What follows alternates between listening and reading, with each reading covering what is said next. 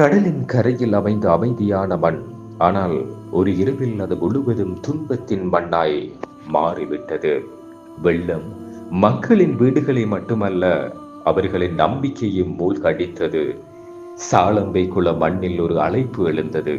நம்முடைய சகோதரர்கள் துன்பத்தில் இருக்கிறார்கள், நாம் அமைதியாக இருப்பது எப்படி?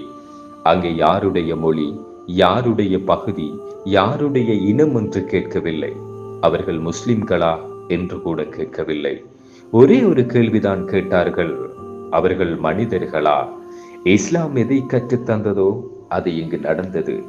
மனித குலத்திற்காக சிறந்த ஜாதியாக உங்களை உருவாக்கினோம். இஸ்லாம் பகிர்வு, உதவி, இரக்கம் எதையே கற்றுத் தந்தது. சாலம்பி குளத்திலிருந்து கிளம்பிய அந்த இளைஞர்கள் வெறும் நிவாரணப் பொருட்கள் எடுத்துச் செல்லவில்லை. அவர்கள் எடுத்துச் சென்றது நம்பிக்கையை. மூதூரின் வெள்ளத்தில் தத்தளித்த குடும்பங்கள், அவர்களை பார்த்தும் கண்களில் நீர் பெருகியது. அந்த உதவிகள் அவர்களுக்கு உணவு மட்டுமல்ல, கரையை மீண்டும் அடைய ஒரு தைரியமும் ஆனது.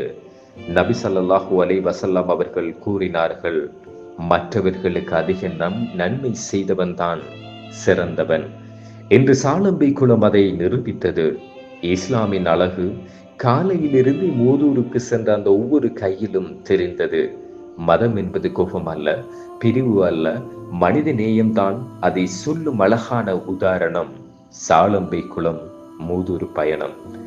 நீர் உயர்ந்தால் துயரம் அதிகரிக்கும், ஆனால் மனித நேயம் உயர்ந்தால் உலகம் அழகாகும் என்று அந்த அழகை காட்டியது சாலம்பை குளமண். இதேதான் இஸ்லாம், இதேதான் மனிதநேயம்.